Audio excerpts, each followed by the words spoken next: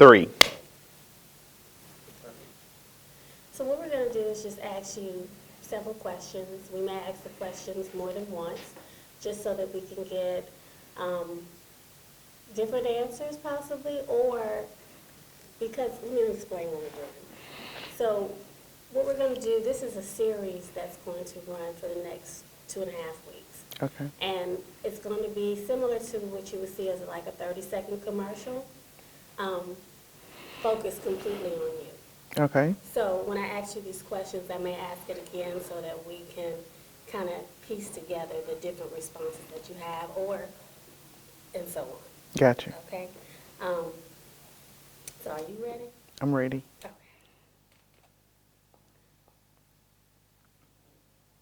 Okay. What was your first reaction when you were told that you had cancer? My first reaction when I was told that I had cancer was total disbelief. Um, I was 32 years old when I found out that I was diagnosed with cancer. Oh, We could do it again. okay. Okay. What was your first reaction when you found out that you had cancer? My first reaction when I found out I had cancer was total disbelief. I was 32 years old when I was diagnosed. I was diagnosed with adenocarcinoma in situ of my cervix at the time, and 3 years later is when they found out that I had cancer cells present in my ductals in both my breasts. Let's do that one again. Okay. Because I just would like, let's see without the glasses real quick. It doesn't matter. Either way. I know, but I like the glasses. I like the glasses. Put them back on. Put those glasses back on. Okay. So when you say this time, if you can continue to look at me. Okay. Okay. What was your first reaction when you were told that you had cancer? My first reaction when I was told that I had cancer was total disbelief. I was 32 years old when I was diagnosed with adenocarcinoma in situ of the cervix, and 3 years later I was diagnosed with ductal spots in both my breasts. How did you find the strength to go through treatments? My strength for treatments came through my family and friends and my faith in God. How did you find the strength to go through treatments? My strength when I was going through treatments came through my family and friends, those close to me, and my faith with God.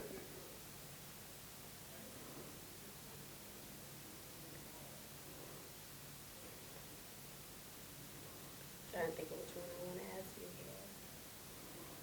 What did others close to you do for you that made a difference on this journey? The things that others did for me during this journey that made it better for me was the love and support. They would go to appointments with me. I had ongoing phone calls, ongoing texts, random acts of kindness, i.e. cards or just text messages or anything that they thought would help me through this journey to keep my attitude positive and to help me fight it and to let me know that I wasn't alone during the fight. Let's do it one more time. What did others close to you do for you that made a difference on your journey? Things that others did for me to made it. It's okay. Things that others did for me during my journey that made it easier to handle were random acts of kindness, cards, text messages, phone calls. I don't like that at all. It's okay.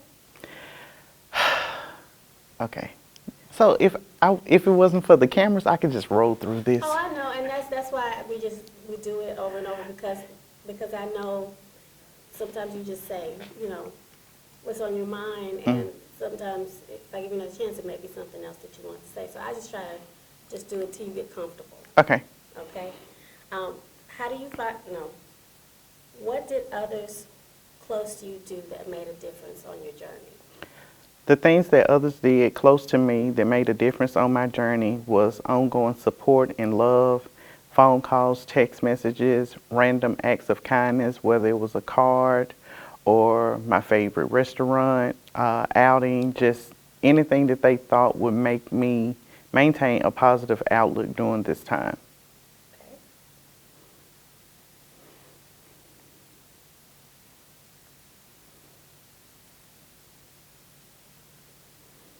Do you find it easy to share your story? Currently, I find it easy to share my story. For the first 8 years dealing with cancer, I didn't want to talk about it because it was a painful experience for me and I didn't know how to express it. But as my faith increased with God, I began to realize that I had to share my story so that it could serve as a testimony to others who may be going through.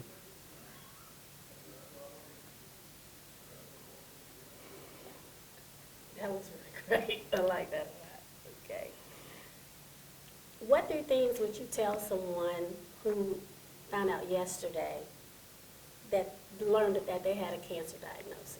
For those that have recently been diagnosed with a cancer, with a type of cancer, the three things that I would tell them would be to make sure that they know and do their own research. If they are uncomfortable with what they were originally told, to get a second opinion and to follow the prognosis from beginning to end and make sure that they are clear and concise with everything that they do during that time.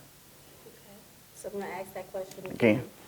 What 3 things would you tell a person who just learned of their cancer diagnosis? The 3 things that I would tell a person who was just diagnosed would be to make sure that they stay positive. Whatever the doctor tells them to do, make sure that they follow his prognosis from beginning to end. And if they are uncomfortable or not at peace with what the doctor told them, they are allowed to get a second opinion.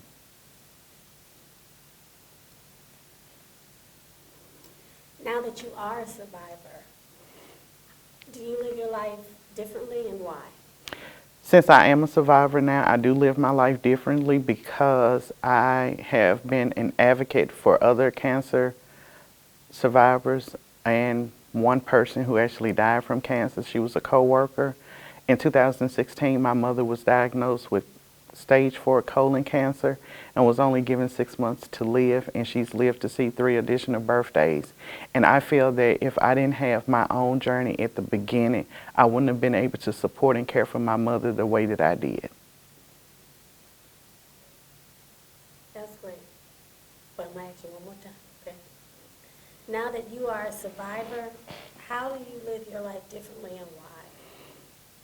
Since I'm a survivor, I live my life differently by maintaining my weight, exercising, eating more healthier, staying positive, making sure that I keep stress and negativity at bay. I live my life differently because of those that are close to me. My mother was diagnosed with cancer in 2016, and I feel like if I didn't have my own journey beforehand, that I wouldn't have been able to support and care for her the way that I did.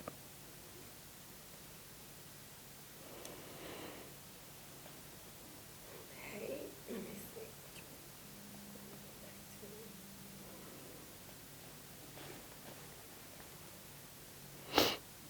Okay, I'm going to do this one again.